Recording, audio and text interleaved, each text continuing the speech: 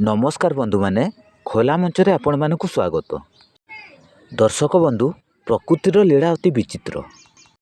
यह केतेबेले केउं रूप धारण करे जानिबा कष्टकर। केतेबेले आकाशरे देखिबाकु मिले बिजुली घड़घड़ीर भयंकर रूप, तो पुणी केतेबेले सप्तरंगी इंद्रधनुर सुंदर रूप।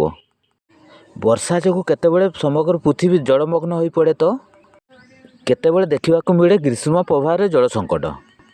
तेबे आसंतु आज देखिबा एक शीत सकाळर दृश्य।